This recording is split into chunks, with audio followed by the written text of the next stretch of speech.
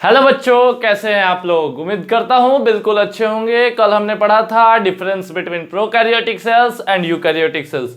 हमने एक typical bacterial cell का डायग्राम देखा था। आज हम देखेंगे कि क्या वो चीजें हैं जो एक प्लांट सेल को किसी एनिमल सेल से अलग बनाती हैं। तो हमारा एक प्लांट सेल का डायग्राम बना हुआ है बोर्ड पे।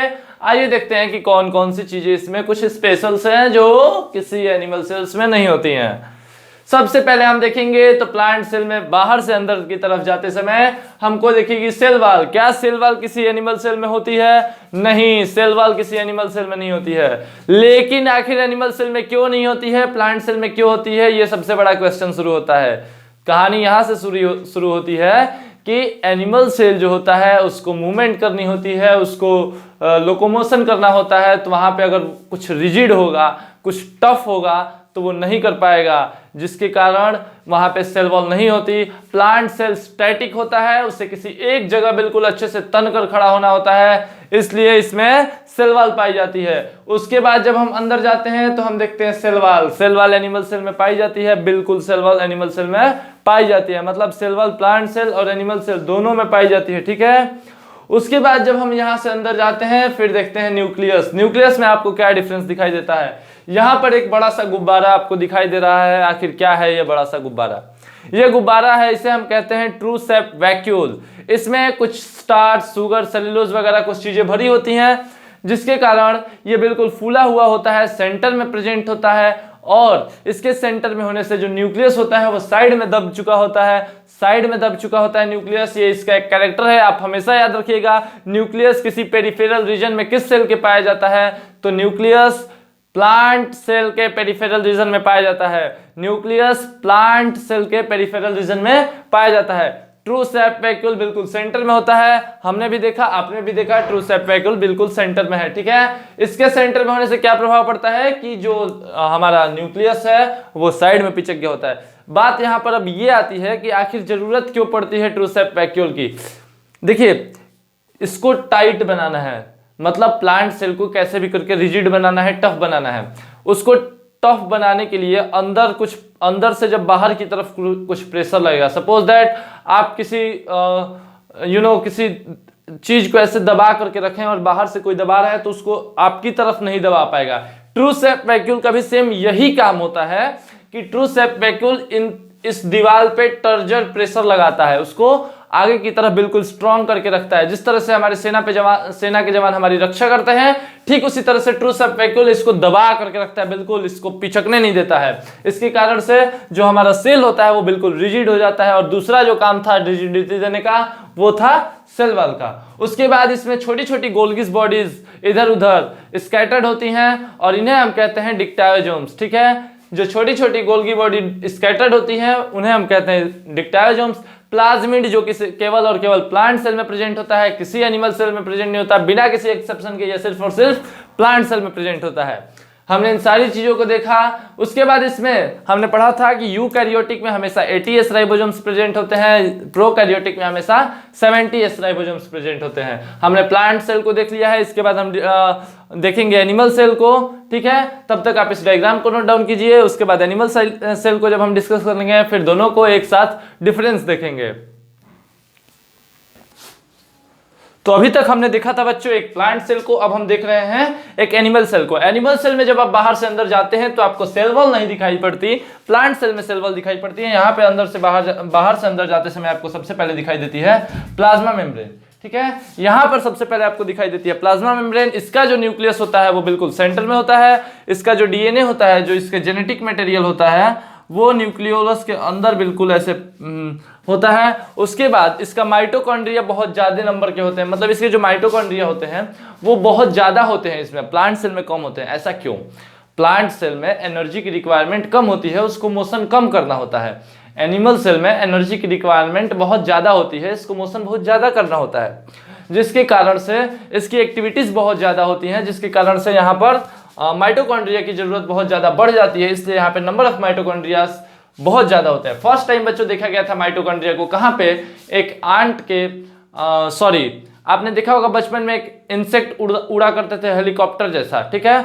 उस हेलीकॉप्टर जैसे जो इंसेक्ट उड़ते थे उनकी पंख जो होती है उसमें बहुत ज्यादा एनर्जी की रिक्वायरमेंट होती है, उसके पंख पे फर्स्ट टाइम माइटोकॉन्ड्रियाज को देखा गया था। आप इनको अगर देखेंगे तो एक जूते की शेप के होते हैं, जूते की शेप नहीं कह सकते, जो राजस्थानी चप्पल आता है आगे से बिल्कुल ढका हुआ वैसे ही शेप के होते हैं जो माइटोकॉन्ड्रियाज होते हैं। उसके बाद इनमें भी एटीएस के राइबोसोम प्रेजेंट होते हैं, इनमें भी एटीएस के राइबोसोम प्रेजेंट होते हैं, ये बिल्कुल सेम है।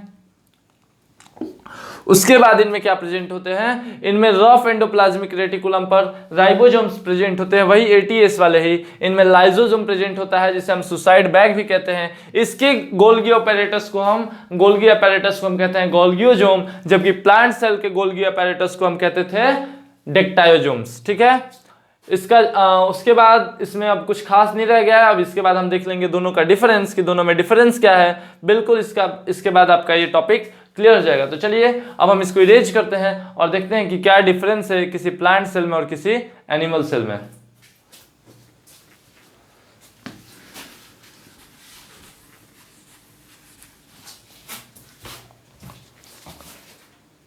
तो बच्चों हमने सबसे पहले क्या देखा था, हमने सबसे पहले देखा था कि प्लांट सेल में जो होता है वो सेल वॉल प्रेजेंट होती है, ठीक है। प्लांट सेल में सेल वॉल प्रेजेंट होती है, एनिमल सेल में एब्सेंट होती है। उसके बाद जो हमने देखा था कि प्लांट सेल में जो ट्रू सेप वैक्यूल था वो प्रेजेंट था, तो प्लांट सेल में ट्रू सेप वैक्यूल प्रेजेंट था, ठीक है।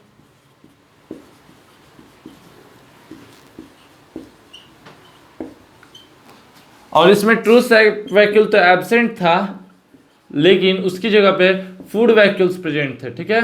उसकी जगह पे हमारे पास फूड वैक्यूल्स प्रेजेंट थे, ट्रू सेप वैक्यूल्स की जगह पे हमारे पास फूड वैक्यूल्स प्रेजेंट थे। उसके बाद यहां पर न्यूक्लियस सेंटर में लाई कर रहा था,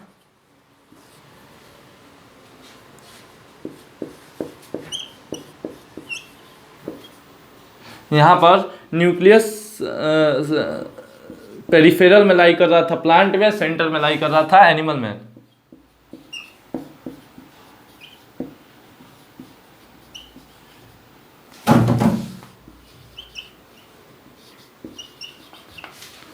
जबकि एनिमल में जो था वो लाई कर रहा था सेंटर में।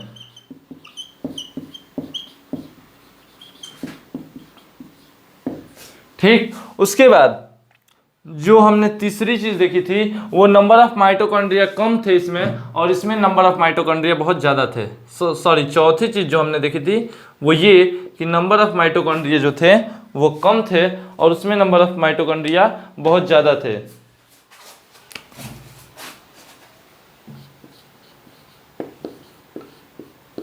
इसमें माइटोकॉन्ड्रिया कम थे और इसके पीछे का हमने रीजन भी देखा था कि आखिर ये कम थे, कम क्यों थे और इसमें ज़्यादा क्यों थे। वो इसलिए था क्योंकि प्लांट्स जो होते हैं वो स्टैटिक होते हैं, एनिमल्स जो होते हैं वो मोशन में होते हैं। उसके बाद हमने देखा था कि स्मॉल स्कैटर्ड गोल्गियो बॉडी प्रेजेंट होती हैं, जिन्हें हम क्या कहते हैं, गोल्गियोजोम, डेक्टायोजोम्स कहते हैं।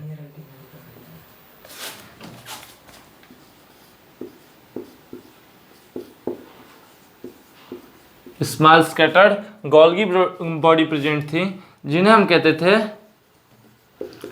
गोल्गियोजोम, ठीक है, जिन्हें हम कहते थे, सॉरी, डिक्टायोजोम्स। बार बार ये गलती हो रही है, आप मत कीजिएगा। इन्हें हम गोल्गी बॉडी जो प्रेजेंट है इन्हें हम कहते हैं डिक्टायोजोम्स।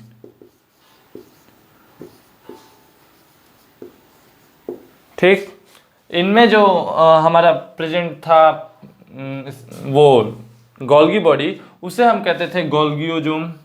और ये एक ही बिल्कुल जैसे एक सिक्के के ऊपर दो, दो के ऊपर तीन ऐसे सिक्के रखे होते वैसे गोल्गी बॉडी प्रेजेंट थी और इन्हें हम कहते थे गोल्गियोजोम।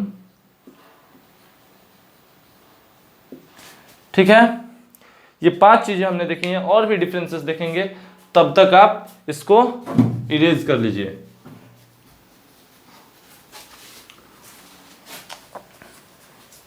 उसके बाद हमने एनिमल सेल में देखा था कि एक लाइसोसोम नाम का सुसाइड बैग प्रेजेंट था। प्लांट सेल में ये प्रेजेंट नहीं था। लेकिन इसका मतलब ये नहीं कि लाइसोसोम होता ही नहीं है, होता है, बहुत रेयर होता है। तो हम लिखेंगे कि lysosomes are rare in plant cell while in animal cells they are common. So lysosomes are rare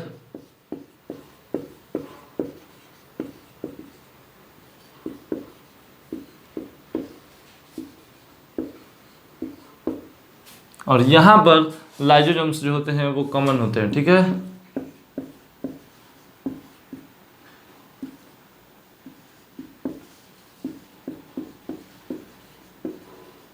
lysosomes common होते हैं। ठीक है, ये बिल्कुल इंपॉर्टेंट पॉइंट है, आप याद रखिएगा कि लाइसोसोम्स यहाँ पर कॉमन होते हैं एनिमल सेल में और रेयर होते हैं प्लांट सेल में। और एक चीज आप जो नर्सरी क्लास से पढ़ते आ रहे हैं वो ये है कि इसमें जो स्टोर्ड फूड होता है वो सेलुलोज के फॉर्म में होता है और इसमें जो स्टोर्ड फूड होता है वो होता है ग्लाइकोजन के फॉर्म में।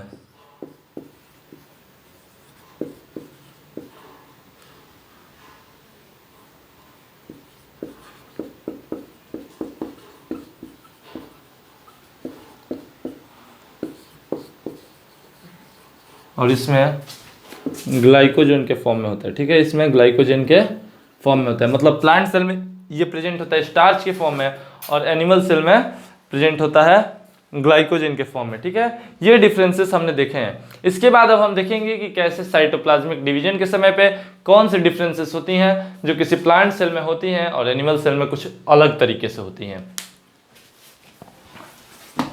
अब हम इसको मिटाएंगे और देखेंगे कि जब साइटोप्लाज्म का डिवीजन होता है तब कैसी इवेंट्स टेक प्लेस करती कैसी इवेंट्स होती हैं प्लांट सेल में और कैसी इवेंट्स होती हैं किसी एनिमल सेल में।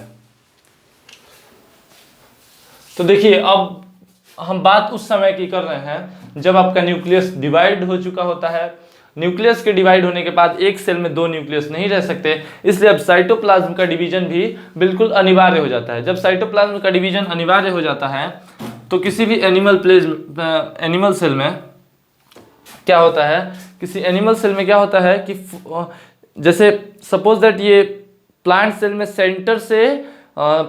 सेंटर से पेरिफेरल रीजन की तरफ, मतलब सेंटर से प्लाज्मा मेम्ब्रेन की तरफ, सेल वॉल की तरफ एक प्लेट फॉर्मेशन होती है और उस प्लेट फॉर्मेशन के बाद से जो हमारा साइटोप्लाज्म होता है वो 1 से 2 हो जाता है। जबकि एनिमल सेल में क्या होता है, फॉरविंग होती है, इन्वेजिनेशन होता है और ऐसे बिल्कुल एक जगह से कहीं से धंसने लगता है हमारा साइटोप्लाज्म और धंस करके बिल्कुल सेंटर में आके चिपकता है और वो दोनों अलग हो जाते हैं। इस तरह से दोनों में डिफरेंस होता है। ठीक है, तो जो सेल वॉल में जैसे सपोज दैट हम बना करके डायग्राम देख लेते हैं। ठीक है, सपोज दैट ये कोई सेल है और इसमें ये हो गया आपका सेंटर, यहाँ से इस तरफ एक प्लेट फॉर्मेशन होती है, ये न्यूक्लियस आपका 2 बन चुका है, यहाँ से आपका सेल प्लेट फॉर्मेशन होता है, इसे हम कहते हैं सेल प्लेट फॉर्मेशन। और अगर ये कोई एनिमल सेल है, सपोज दैट ये कोई एनिमल सेल है,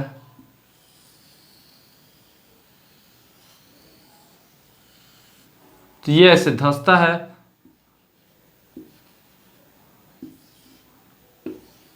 और यहां से आकर के ये दोनों अलग हो जाते हैं, फिर ये बन जाता है 2 अलग सेल। ये होता है एनिमल सेल में।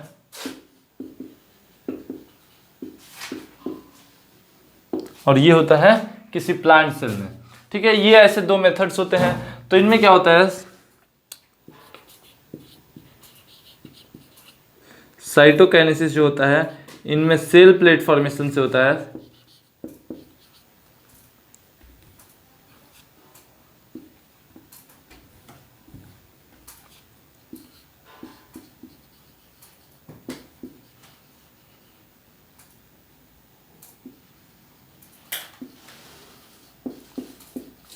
Cell plate formation. ठीक है,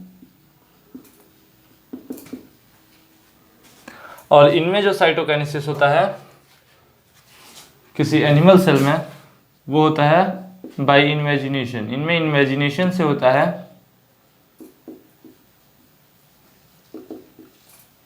और फॉरविंग, इसे हम फॉरविंग भी कहते हैं। इन दोनों चीज़ों को आप नोट कर लीजिए। उसके बाद से हम एक और चीज़ देखेंगे, जो एक स्ट्रक्चर था जिसे हमने सेंट्रोजोम कहा था, जो केवल एनिमल सेल में प्रेजेंट था, प्लांट सेल में प्रेजेंट नहीं था। तो हम इसे भी लिखेंगे कि centrosomes are present in animal cell while they are absent in plant cell. Nearly हम 10 डिफरेंस लिख चुके हैं अभी तक। Centrosomes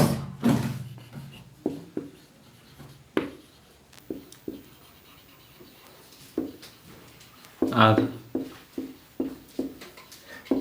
present in animal cell.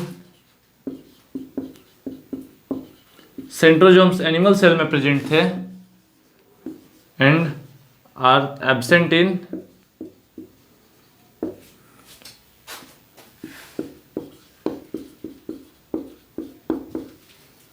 Plant cell. ये प्लांट सेल में एब्सेंट थे, ठीक है। अभी तक हमने देखा है कि कौन सी डिफरेंसेस है जो किसी प्लांट सेल में होती हैं, किसी एनिमल सेल में नहीं होती हैं, ठीक है। अब इसके नेक्स्ट लेक्चर में हम देखेंगे कि क्या लिविंग मैटर होता है किसी सेल के अंदर, क्या नॉन लिविंग मैटर होता है। इस लेक्चर में के लिए बस इतना ही। ठीक से पढ़िए, अच्छे से पढ़िए, एंजॉय करिए स्टडी को। Thank you.